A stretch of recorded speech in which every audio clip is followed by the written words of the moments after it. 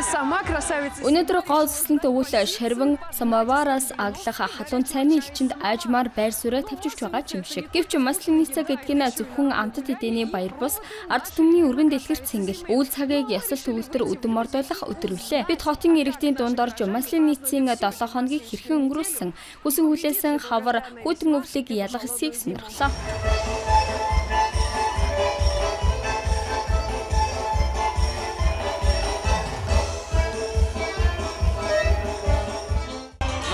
Манай хот манай бүгд найрамд улсад Масленницаг тэмдэглэх сайхан уламжлал бий.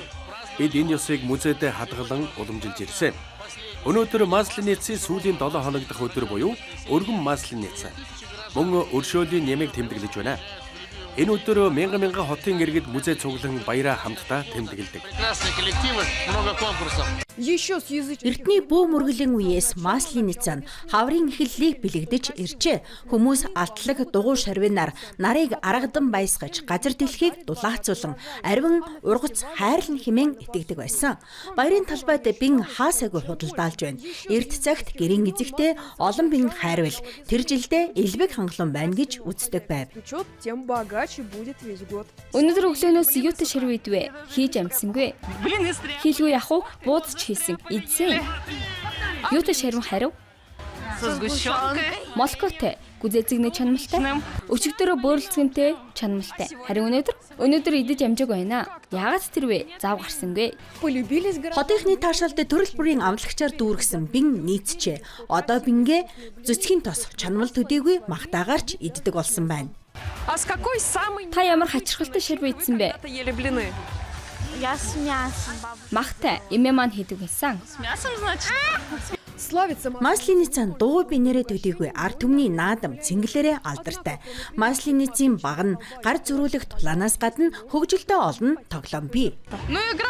Боулингтэй төстэй тоглоом байна. Кегли босгоод 3 оролцоогоор унгаан надад ингэж тайлбарласан. Үнэндээ боулинг гэж юу болохыг сайн мэдэхгүй. 1896 онд манайд ийм зүйл байгаагүй шүү дээ. Тоглоомд оролцогчид авхаалж самба мэрэгэн байдлаа сорхоос гадна баатарлаг хүчээж үзүүлнэ. Өрсөлдөгчөө бодлуулах нь ялалтын нэг арга. Энэ тоглоомыг модон дээрх тулаан гэдэг. 2 хүн сууж байгаад энэгээр тулалдана. Ягаад ийм хачирхалтай тоолдог юм бэ? 9, 12, 3. Өрсөлдөгчдөө төөрөгдүүлэх гэж тэр. Иргэд гэр бүлээрээ цугларч өвлийг өвөг дээцийнхэн адил өргөн дэлгэр, дуухуур, хуламжлалт, зоогоор үдэж байна. Энэхүү сайхан ардын баярыг тохиолдуулан манай бүгд найрамд улсын нийт иргэдэд баярын мэнд хүргэе. Энэ баяр ард түмний уламжлалыг хадгалан хамгаалдаг учраас олон нийтэд эрхэм, хайртай баяр хэвээр байна. Тиймээс энд уур амьсгал инхүү хөгжилтэй сонирхолтой байна. Ёс заншлын дагуу сүрлэг хүүхэлтэйг шатаахад бүх гуниг зовлон түүнтэй хамт үнс болон арилж шин ариун бүхэнд зам тавина гэж үздэг. Гуниг хутрал бүхэн Масленницийн галт энэ сүрэл шиг шатаг. Хүн бүрт инх тавин сайн сайхныг хүсье. Итгэл үнэмшлэр утаатай хамт муу бүхэн хийсэн одож хавар жинхэнэ утгаараа эрэх дарахаа хүлээн авдаг. Уламжлалаар Масленницийн сүүлийн өдөр ойр дотныхноос уучлал хүсэж шинэ улирлыг ариун сэтгэлээр угтах учиртай.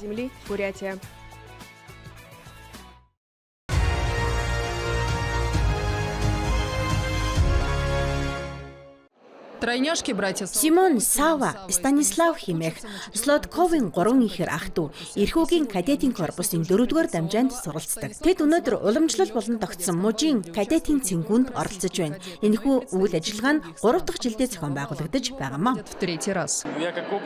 Би бүжгийн туршлагатай болохоор оролцохоор болсон. 1-дүгээрт сонирхолтой, 2-дүгээрт хичээлээс чөлөө авах боломж гарна, 3-дүгээрт үнэндээ надад зүгээр л таалагддаг юм аа. Мөн соёлын хувьд хөгжихэд хэрэгтэй. Магадгүй энэ хүн бүрийн өөрийн хүсэл байх. Бидний хувьд зүгээр л давхцсан хэрэг. 1-р курсээс бүжгэлж эхэлсэн. Станислав өмнө нь Кремлийн кадетийн цэнгүүнд оролцож байжээ. Тэнд зөвхөн Оросын төдийгүй бусад улсын кадетууд ч оролцдог. Ээж аав оролцохыг санал болгосон. Би эхэндээ зардал ихтэй байсан учраас татгалзсан. Гэвч тэд шийдвэрээсээ буцаагүй. Ингэснээр би анх удаа Москвад очив. Цингүүн бол үнэхээр өргөн цар хүрээтэй арга хэмжээ. 3000 орчим хүн цугларсан. Үнэхээр гайхалтай, маш үзэсгэлэнтэй байсан. Энэ удаагийн цингүүнд оролцох нь ч мөн миний өөрийн хүсэл. Ийм арга хэмжээнүүд надад их ойр дотн санагддаг. Эрхүүгийн 72 дугаар сургууль бүс нутгийн кадетуудын уулзалтын талбар болж 2 дахь жилдээ ажиллаж байна. Энд 2 кадетийн корпус болон кадетийн боловсролын хөтөлбөр хэрэгжүүлдэг сургуулиудын сурагчид багш нар хуран цугларчээ. Оросын уянгийн бүжиг, вальс гээд олон төрлийн бүжиг гэгшиглэв. Цингүүн 3 цаг үргэлжилж 40 оролцогчийг нэгтгэсэн байна. Бүжиг амьд хөгжмийн аянд явагдаж, Шопены нэрэмжит хөгжмийн коллежийн оюутнууд канон, жавхтас, дөрвөл, мөн балетын сургуулийн хамт олон тоглолоо. Школа. Өнөөдөр нийт 12 бүжиг бүжиглэн. Бүх бүжиг амьд хөгжмийн аянд болно. Энэ бол анхны тохиолдол. Цингүүний соёл манайд 10 жилийн өмнөөс төлөвшөж эхэлсэн.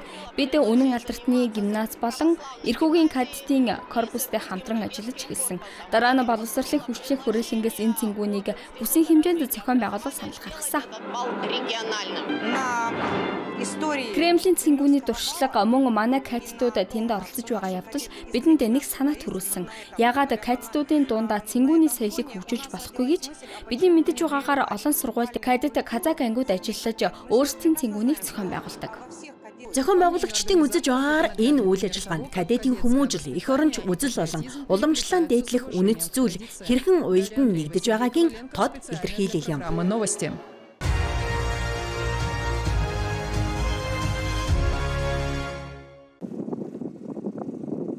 Любовь к рыбалке у Ирины. Ирина Тараева нөхрийнхөө нөлөөгөөр 13 жилийн өмнө загасчлах дуртай болжээ. Хосууд зунаар зогсоохгүй өөр байгалийн жавартай өвлийг үл ажран өвлийн мөсөн дээр ч идэвхтэй загасчилдаг. Саяхан Тараевийнхан болон өвлийн загасчлал сонирхогчид тасей нуурыг цэвэрлэхэд зориулан хандивын аян өрнүүлжээ. Нийт 130 мянган рубль буюу 6 сая орчим төгрөг цугларсан байна. 1000 рублей. Это наша не первая акция. Энэ бол бидний анхны санаачлах биш. Зуны үйлрэлдэж цэнгэлдэх хүрээлэнд тусалж өв сургамал тайрах, хог хаягдлыг цэвэрлэх зэрэг ажлыг үргэлжлүүлэхээр төлөвлөж байна. Манайд санаачлагтай сайхан сэтгэлтэй хүмүүс олон байдаг. Эти деньги Цугларсан мөнгийг сайн дурынхан нуурын мөсөн дээр гэрлийн зурвас гаргах ажилд зориулан гүйцэтгэгч талд шилжүүлжээ. Мэргэжилтнүүд грейдер ашиглан мөсөн дээрх засыг босч нарны гэрэл нэвтрэх боломжтой зурвас үүсгэж байна. Энэ нь загасчдад явах зам гаргахаас гадна нуурын мөсөнд хүчил төрөгчийн агуулгамж нэмэгдэх нөхцөл бүрдүүлдэг. кислорода в озере. Бид оны эхнээс усан дууссан хүчил төрөгчийн төвшинг тогтмол хэмжиж байгаа. Эхэнтэй үзүүлэлт боломжийн байсан ч 7 хоног өнгөрөх тусам буурч байна. Дээрээс нь манайд жавар чангарч, арахлын нуур орчимд одоогоор 30-аас 40 хэмээн хүйтэн байна.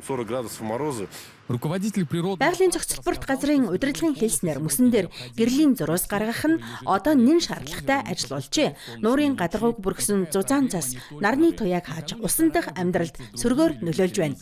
Ийм байдал зөвхөн Тасейд бусад нуурт ч ажиглагдаж байна. Маргааш грейдерийг Иван нуурт ажилуулахаар төлөвлөжээ. На озеро Иван. Батот Цренов, Екатерина Бакшеева, Даниил Смирнов, Артем Продан.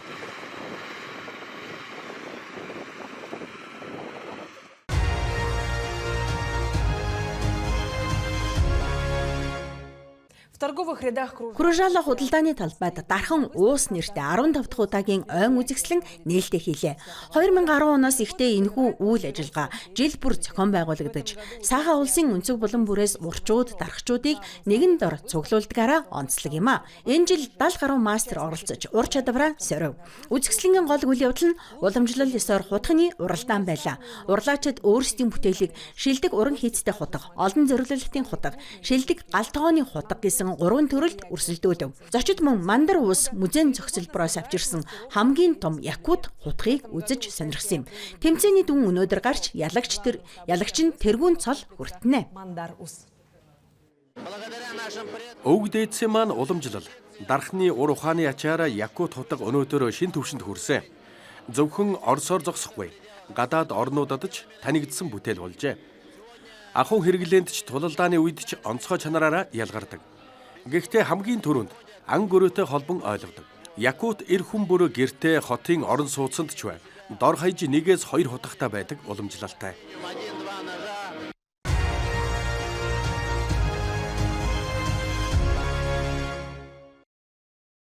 Хятадын соёлд морин урагш тэмүүлэх хөдөлгөөн хөгжил цэцэглэлийн бэлэг тэмдэг болдог. Аз жаргал морин дил дээр 90 нэртэй үзэгслэн, уран бичлэг, уран зураг, хөрөл идэл, харш чулуун бүтээлээр дамжуулан морины дүрийг олон зууны түүхийг дэлгэн харуулж тэрний соёлын өвийг цогцоор нь өгүүлж байна. Манай гол үнэт бүтээлүүдийн нэг нь уран зургийн цуглуулга. Энэ нь өмнөд сүн улсын үеийн ордны 8 зураачийн бүтээлийн цуврал юм.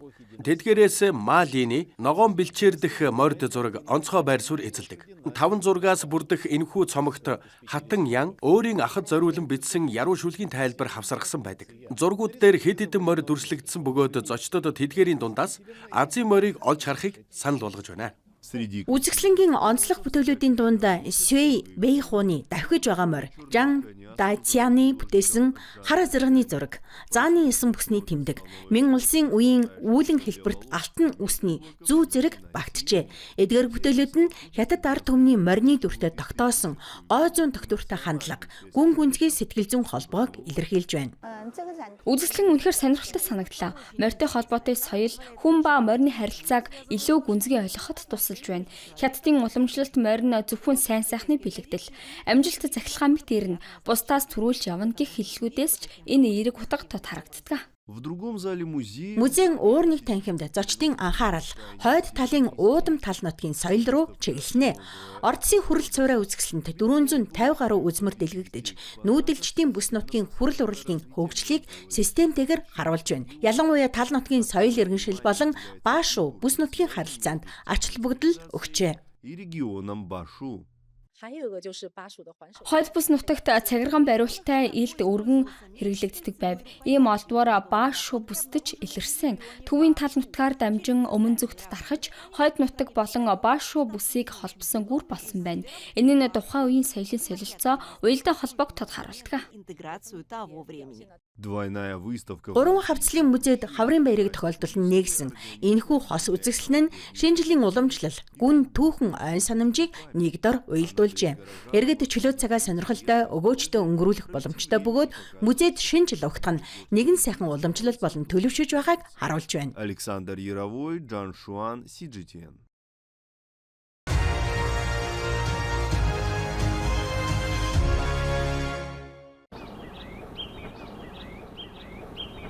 Гуйжоу мужийн бяцхан охид матча цаг анх удаа амсаж үзэж байна. Амт нь гашуундун тул тэдэнд нэг их таалагдсангүй. Гэвч энэ ногоон нунтаг тэдний амьдралыг хэдийн өөрчилж гэлснийг тэд хараахан мэдэхгүй. Охид бага насаа өвөө эмээтэйгээ өнгөрүүлжээ. Эцэг эхийн гэрээсээ мянган метрийн алсад ажилдаг байж нэг өдөр ээж нь яваад эргэж ирсэнгүй. Мөнгөний асуудал байсан байх. Амьдрал хэцүү байсан. Тэр ийм дарамтыг даалгүй явсан болов уу гэж боддог. 2 жилийн өмнө аав Чин Цитяо гэртээ эргэн ирж Байшингийнхаа арын толгод дээр матча үйлдвэрлэхэд зориулсан цайны бут тарьж эхэлжээ. Гэтэл одоо энэ ажил зөвхөн тэдний гэр бүлийг бус Гуйжоу мужийн олон айлыг тэжээж байна. Энэ бүхэн 9 орчим жилийн өмнө Гуй Тэ компани энд орж ирснээр эхэлсэн. Одоо тус компани аль хэдийн гадаад зах зээлд ажиллаж байна. 2016 онд бидэнтэй олон жил хамтарч ажилласан гадаадын нэг томоохон захиалагч надад Гуйжоуд чанартай цайны суурь байна. Яагаад ногоон нунтаг цай үйлдвэрлэж болохгүй гэж хэмээн санал болгосон. 2 жилийн дараа компани Цянкоу хошуунд матча цаг олноор үйлдвэрлэж эхэлжээ. Харин цар тахлын дараа дэлхийн зах зээл дээр эрэлт огцом өссөн байна. Олон хүн матча кофений илүү эрүүл сонголт гэж үзэх болжээ. Яг энэ үед фермер Чин Цитяо энэ салбарт орж иржээ. Тэр үед би барилгын ажил хийж байсан. Нэг өдөр дуудлага ирсэн. Эхэндээ тогтвортой борлуулалтгүй болохоор их айж байсан. Харин одоо тэр айдас алга болсон. 2 жилийн дотор Чин Цитяо тосгоныхон шилдэг матча үйлдвэрлэгч болсон байна. 2025 онд Гуй Тэ компани 2000 гаруй Тонн ногоон нунтаг үйлдвэрлэсэн нь дэлхийн нийт үйлдвэрлэлийн 7.1 орчим хувьтай тэнцэнэ. Үйлдвэрлэлийн бараг тал хувь нь гадаадын 50 гаруй улс бүс нутагт экспортлогдож байна. Тэдний зорилго улам тэлж 2030 он гэхэд үйлдвэрлэлийг 4 дахин нэмэгдүүлж 10,000 тоннд хүрэхээр төлөвлөжээ. Ингэснээр шинэ фермерүүдийг салбарт татан оролцуулах боломж бүрдэнэ. Орон нутгийн эрх баригчдын тооцоогоор Матчацаа бүс нутгийн 110,000 гаруй цайчин салбарын ажилчдын орлогыг нэмэгдүүлсэн байна. Мачаг 3.1 гад халбайгаас хураж болно. Хагас килограммыг 4 янаар борлуулбал жилдээ 10,000 гаруй ян буюу ойролцоогоор 1485 Америк долларын орлого олтгоо. Энэ цай манай бүс нутгийн фермерүүдийн хувь зээг өөрчилсөн. Би энэ бутнуудыг харахтаа мөнгөний багцууд харж байгаа юм шиг санагддаг. Я вижу пачки денег.